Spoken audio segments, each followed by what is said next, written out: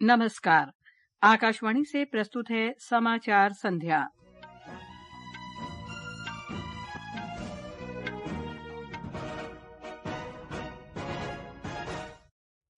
राष्ट्रपति द्रौपदी मुर्मू ने देश में स्वास्थ्य सुविधाओं के विस्तार के लिए सरकार के प्रयासों की सराहना की। प्रधानमंत्री नरेंद्र मोदी ने पश्चिम एशिया में हाल के घटनाक्रम पर इजरायल के प्रधानमंत्री बेन्यामिन नेतन्याहू से बातचीत की, क्षेत्रीय तनाव रोकने का आह्वान। जम्मू कश्मीर में विधानसभा चुनाव के तीसरे अंतिम चरण के लिए कल 40 सीटों पर होने वाले मतदान की सभी तैयारियां पूरी। हरियाणा में विधानसभा चुनाव के लिए प्रचार जोरों पर। जाने माने फिल्म अभिनेता मिथुन चक्रवर्ती को दादा साहब फाल्के पुरस्कार से सम्मानित किया जाएगा। फुटबॉल में भारत ने बांग्लादेश को हराकर सैफ अंडर 17 चैंपियनशिप जीती और कानपुर क्रिकेट टेस्ट मैच के चौथे दिन का खेल समाप्त होने तक बांग्लादेश ने भारत के खिलाफ दूसरी पारी में 2 विकेट पर 26 रन बनाए। समाचार संध्या के साथ मैं लवलीन निगम। राष्ट्रपति द्रौपदी मुर्मू ने कहा है कि केंद्र सरकार देश में स्वास्थ्य सुविधाओं के विस्तार के लिए लगातार प्रयास कर रही है। राष्ट्रपति ने आज नई दिल्ली के भारत मंडपम में अटल बिहारी वाजपेयी आयुर्विज्ञान संस्थान डॉक्टर राम मनोहर लोहिया अस्पताल के 10वें दीक्षांत समारोह को संबोधित किया। उन्होंने कहा कि आयुष्मान भारत प्रधानमंत्री जन आरोग्य योजना के कार्यान्वयन से महिलाओं को स्वास्थ्य सुविधाओं का लाभ मिला है। प्रधानमंत्री जन आरोग्य योजना के लागू होने से महिलाओं तक स्वास्थ्य सेवाओं का लाभ पहले की तुलना में अधिक पहुंच रहा है। स्वास्थ्य सेवाओं में विस्तार के लिए भारत सरकार निरंतर प्रयास कर रही है। पिछले 10 वर्षों में देश में मेडिकल कॉलेजेस की संख्या बहुत बढ़ी, साथ ही MBBS और PG की सीटों भी दुगनी से ज्यादा की गई है। उन्हें नई एम्स को मंजूरी दी गई है। आयुष्मान भारत से लोगों का सहायता मिल रही है। मुझे पूरा विश्वास है सरकार द्वारा किए गए इन प्रयासों से आने वाले समय में गुणवत्तापूर्ण चिकित्सा सेवा बहुत व्यापक स्तर पर सुलभ होगी। डॉक्टरों के साथ दुर्व्यवहार की दुर्भाग्यपूर्ण घटनाओं के बारे में राष्ट्रपति ने लोगों से डॉक्टरों और अस्पताल कर्मचारियों के साथ दुर्व्यवहार न करने का आग्रह किया। कई बार आवेश में आकर मरीजों के परिवारजन हेल्थ केयर प्रोफेशनल्स के साथ दुर्व्यवहार कर देते हैं। ये गलत है, सर्वथा निंदनीय है। सभी को ये बात समझनी चाहिए कि डॉक्टर मरीज की जान बचाने के लिए सारे उपाय करते हैं, लेकिन फिर भी यदि कोई अप्रिय घटना हो जाती है, इसके लिए डॉक्टर या अस्पताल के कर्मचारियों के साथ दुर्व्यवहार नहीं करना चाहिए। कोई भी डॉक्टर अपने मरीज का अहित नहीं चाहते, लेकिन कई बार विज्ञान में भी सारे समाधान उपलब्ध नहीं होते। इस अवसर पर केंद्रीय स्वास्थ्य और परिवार कल्याण मंत्री जगत प्रकाश नड्डा ने इस बात पर बल दिया कि चिकित्सा शिक्षा के उच्चतम मानकों को सुनिश्चित करना सरकार की सर्वोच्च प्राथमिकता है।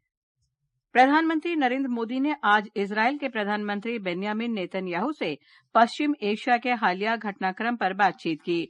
उन्होंने ट्वीट कर कहा है कि दुनिया में आतंकवाद के लिए कोई जगह नहीं है। प्रधानमंत्री मोदी ने कहा कि क्षेत्रीय तनाव को रोकना और सभी बंधकों की सुरक्षित रिहाई सुनिश्चित करना महत्वपूर्ण है। उन्होंने कहा कि भारत शांति और स्थिरता की शीघ्र बहाली के प्रयासों का समर्थन करने के लिए प्रतिबद्ध है। जमैका के प्रधानमंत्री एंड्रयू होलसेन भारत की 4 दिन की यात्रा पर आज नई दिल्ली पहुंचे। केंद्रीय वित्त राज्य मंत्री पंकज चौधरी ने हवाई अड्डे पर उनकी अगवानी की। डॉक्टर होलसेन कल प्रधानमंत्री नरेंद्र मोदी के साथ शिष्टमंडल स्तर की वार्ता करेंगे। वे राष्ट्रपति द्रौपदी मुर्मू और उपराष्ट्रपति जगदीप धनखड़ के साथ भी मुलाकात करेंगे।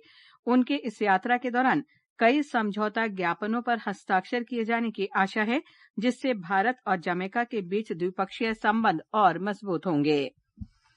विदेश मंत्री सुब्रमण्यम जयशंकर कल वाशिंगटन डीसी में अमेरिका के विदेश मंत्री एंटनी ब्लिंकन से मुलाकात करेंगे। उनके बीच यूक्रेन युद्ध और पश्चिम एशिया संकट सहित व्यापक वैश्विक तथा द्विपक्षीय मुद्दों पर चर्चा होने की आशा है। डॉक्टर जयशंकर कल वाशिंगटन डीसी पहुंचे। ये समाचार हमारी वेबसाइट www.newsonair.gov.in और हमारे न्यूज ऑन एआईआर ऐप पर भी उपलब्ध हैं। छोटे किसानों की शक्ति, कोऑपरेटिव की शक्ति और भारतीय नस्ले पशुओं की शक्ति मिलकर एक अलग ही ताकत बनती है। इस ताकत को बढ़ाने और डेयरी के विकास में जुटे पशुपालकों, तकनीशियनों व डेयरी सहकारी समितियों को प्रोत्साहित करने के उद्देश्य से पशुपालन एवं डेयरी विभाग दे रहा है राष्ट्रीय गोपाल रत्न अवार्ड, जिसमें इस बार से पूर्वोत्तर क्षेत्र को भी शामिल किया जा रहा है। आवेदन के लिए awards.gov.in पर जाएं या अपने नजदीकी कॉमन सर्विस सेंटर, पशु चिकित्सालय या पशुपालन और डेयरी विभाग से संपर्क करें। आवेदन 30 सितंबर 2024 तक। समाचार संध्या में आपका फिर स्वागत है। जम्मू कश्मीर में विधानसभा चुनाव के तीसरे और अंतिम चरण के मतदान के लिए सभी प्रबंध पूरे कर लिए गए हैं। हमारे संवाददाता ने बताया है कि इस चरण में कल 7 जिलों की 40 सीटों पर वोट डाले जाएंगे। जम्मू कश्मीर में कल होने वाले तीसरे और आखिरी चरण के मतदान के लिए प्रशासन पूरी तरह से तैयार है। 40 विधानसभा क्षेत्रों में 39,18,000 से अधिक मतदाता अपने मताधिकार का प्रयोग करने के पात्र होंगे। इनमें से 1,94,000 युवा मतदाता भी शामिल हैं। इस चरण के चुनाव में 415 प्रत्याशियों के राजनीतिक भाग्य का फैसला होगा, जिसके लिए 7 जिलों में 5,060 मतदान केंद्र स्थापित किए गए हैं, जिनमें कश्मीर संभाग से बारामूला, कुपवाड़ा और बांडीपोरा और जम्मू संभाग में कठुआ, उधमपुर, जम्मू और सांबा जिले शामिल हैं। सभी मतदान केंद्रों पर न्यूनतम बुनियादी सुविधाएं सुनिश्चित की गई हैं, जबकि 20,000 से अधिक मतदान कर्मचारियों को ड्यूटी पर लगाया गया है। आज शाम तक कर्मचारी, ईवीएम्स और अन्य इलेक्शन सामग्री मतदान केंद्रों पर पहुंच चुका है। आकाशवाणी समाचार के लिए श्रीनगर से मैं सुनील कौल। मतदान कल सुबह 7 बजे से शाम 6 बजे तक चलेगा। इधर हरियाणा में विधानसभा की 90 सीटों के चुनाव के लिए प्रचार कार्य चरम पर है। सभी प्रमुख राजनीतिक दलों के नेता जनसभाएं कर रहे हैं। उत्तर प्रदेश के मुख्यमंत्री योगी आदित्यनाथ ने बवानीखेड़ा विधानसभा क्षेत्र में एक सार्वजनिक रैली को संबोधित किया। उन्होंने कहा कि पिछले 10 वर्षों में भाजपा ने राज्य के विकास के लिए काम किया है। आपने 10 वर्ष के अंदर हरियाणा के अंदर देखा होगा, डबल इंजन सरकार के कारण आज यहाँ पे कनेक्टिविटी बेहतर हुई है, अच्छी सड़कें बन रही हैं, चाहे वहाँ रोड कनेक्टिविटी हो, एयर कनेक्टिविटी हो, IIT, IIM, AIIMS, 1 district 1 medical college के निर्माण का कार्य हो, या फिर विकास के साथ साथ हर घर नल की योजना हो, या फिर गरीब कल्याणकारी योजनाओं का कार्य। हरियाणा में कांग्रेस के वरिष्ठ नेता राहुल गांधी और पार्टी नेता प्रियंका गांधी ने आज अंबाला के नारायणगढ़ में एक रैली को संबोधित किया। दोनों नेताओं ने कुरुक्षेत्र की जनसभा में बेरोजगारी का मुद्दा उठाया। जेजेपी एएसपी प्रत्याशी और पूर्व डिप्टी सीएम दुष्यंत चौटाला और एएसपी प्रमुख सांसद चंद्रशेखर आजाद ने उचाना में धनखड़ी गांव में एक जनसभा को संबोधित किया। राज्य में एक ही चरण में 5 अक्टूबर को वोट डाले जाएंगे। जम्मू कश्मीर और हरियाणा में होने वाले चुनावों की मतगणना 8 अक्टूबर को होगी। केंद्रीय पत्तन, पोत परिवहन और जलमार्ग मंत्री सर्बानंद सोनोवाल ने आज मुंबई बंदरगाह से क्रूज भारत मिशन का शुभारंभ किया। इस अवसर पर मंत्रालय के राज्य मंत्री शांतनु ठाकुर भी उपस्थित थे। क्रूज भारत मिशन का उद्देश्य क्रूज पर्यटन को वैश्विक हब बनाने की भारत की परिकल्पना को साकार करना और उसे अग्रणी वैश्विक क्रूज गंतव्य के रूप में बढ़ावा देना है। आज हम लोगों ने क्रूज भारत मिशन लॉन्च की है। इस मिशन के जरिए हमारे इंफ्रास्ट्रक्चर और हमारे cruise experiences and also the sustainability, इस सिलसिले में जो भी कदम उठाना है हम उठाएंगे। इसके लिए हम प्रतिबद्ध है। हमारा लक्ष्य है कि दुनिया में भारत क्रूज टूरिज्म के सिलसिले में एक ग्लोबल हब बने। इसी दिशा पर हमारे tours and travel operators, cruise operators, जितने भी स्टेक होल्डर ये इंडस्ट्री को बढ़ा करने के लिए सबको साथ लेकर ही हम इसी विषय पर सफलता प्राप्त करेंगे। इस अवसर पर श्री सोनोवाल ने कहा कि इस मिशन का उद्देश्य 2029 तक क्रूज यात्री यातायात को दोगुना कर देश के क्रूज पर्यटन उद्योग को बढ़ावा देना है। वित्त मंत्री निर्मला सीतारामन ने आज ईटानगर में पूर्वोत्तर के 7 राज्यों के क्षेत्रीय ग्रामीण बैंकों के प्रदर्शन की समीक्षा की। वित्त मंत्री ने ग्रामीण बैंकों से भारत सरकार के विभिन्न प्रमुख योजनाओं के अंतर्गत ऋण स्वीकृति करते समय सही लाभार्थियों की पहचान पर अधिक बल देने का आग्रह किया। भारतीय पुलिस सेवा आईपीएस के 2023 बैच के परिवीक्षाधीन अधिकारियों के एक समूह ने आज राष्ट्रपति भवन में राष्ट्रपति द्रौपदी मुर्मू से मुलाकात की। परिवीक्षाधीनों को संबोधित करते हुए राष्ट्रपति ने कहा कि विभिन्न अखिल भारतीय सेवाओं में भारतीय पुलिस सेवा का अपना एक महत्व है।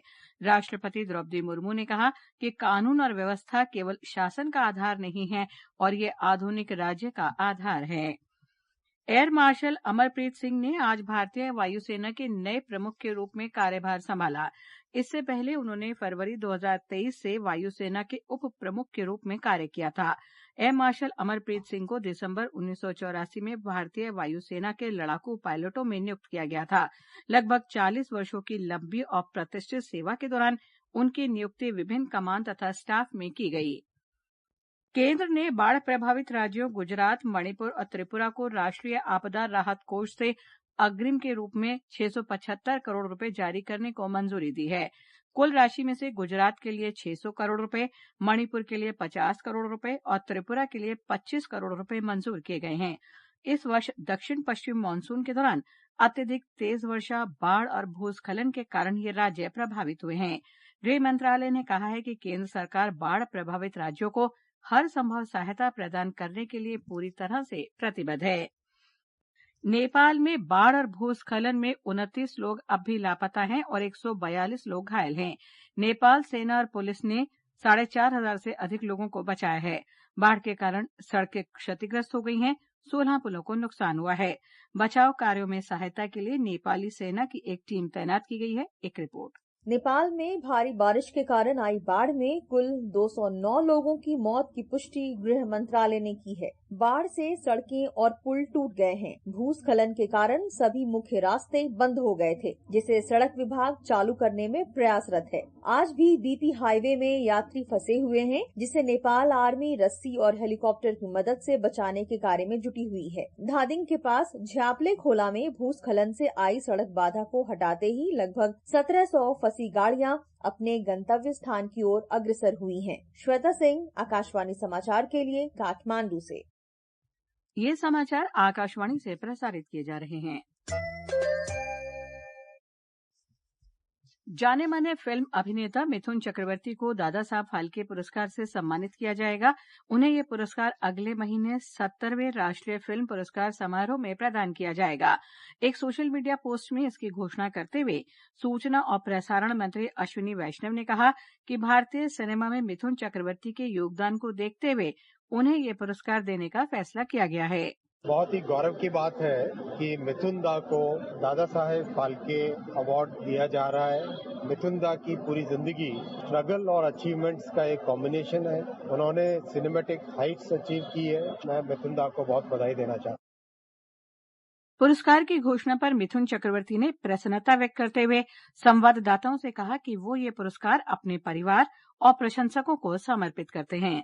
जहाँ से मैं आ रहा हूँ कोलकाता के, एक ऐसे ब्लाइंड लेन से उस लड़के को इतना बड़ा सम्मान सोच भी नहीं सकता। लिटरली मैं बागरूद हो गया। ये मैं डेडिकेट कर रहा हूँ मैं अपने फैमिली को और मेरे फैंस पूरे विश्व में जहाँ भी हैं। प्रधानमंत्री नरेंद्र मोदी ने अभिनेता मिथुन चक्रवर्ती को दादा साहब फाल्के पुरस्कार मिलने पर बधाई दी है। भारत ने सैफ अंडर 17 फुटबॉल चैंपियनशिप जीत ली है। भूटान के थिम्पू में आज खेले गए फाइनल में उसने बांग्लादेश को 2-0 से हराया। उधर कानपुर में भारत के साथ दूसरे क्रिकेट टेस्ट मैच के आज चौथे दिन का खेल समाप्त होने तक बांग्लादेश ने दूसरी पारी में 2 विकेट पर 26 रन बना लिए थे। इससे पहले भारत ने पहली पारी में 9 विकेट पर 285 रन बनाकर घोषित कर दी थी। आकाशवाणी का समाचार सेवा प्रभाग अपने द्विभाषीय साप्ताहिक कार्यक्रम पब्लिक स्पीक में आज रात 9:30 बजे बुजुर्गों का बढ़ती उम्र के साथ सम्मान सुनिश्चित करना के बारे में परिचर्चा प्रसारित करेगा। इस परिचर्चा में हमारे स्टूडियो में सामाजिक न्याय और अधिकारिता मंत्रालय की संयुक्त सचिव मोनाली पी धकाते और बुजुर्गों के लिए काम करने वाले नागरिक समाज के सदस्य श्री रोहित प्रसाद शामिल होंगे। अंत में मुख्य समाचार एक बार फिर। राष्ट्रपति द्रौपदी मुर्मू ने देश में स्वास्थ्य सुविधाओं के विस्तार के लिए सरकार के प्रयासों की सराहना की। प्रधानमंत्री नरेंद्र मोदी ने पश्चिम एशिया में हाल के घटनाक्रम पर इजरायल के प्रधानमंत्री बेन्यामिन नेतन्याहू से बातचीत की, क्षेत्रीय तनाव को रोकने का आह्वान। जम्मू कश्मीर में विधानसभा चुनाव के तीसरे और अंतिम चरण के लिए कल 40 सीटों पर होने वाले मतदान की सभी तैयारियां पूरी। हरियाणा में विधानसभा चुनाव के लिए प्रचार जोरों पर। जाने माने फिल्म अभिनेता मिथुन चक्रवर्ती को दादा साहब फाल्के पुरस्कार से सम्मानित किया जाएगा। और फुटबॉल में भारत ने बांग्लादेश को हराकर सैफ अंडर 17 चैंपियनशिप जीती। इसके साथ ही समाचार संध्या का ये अंक समाप्त हुआ। नमस्कार।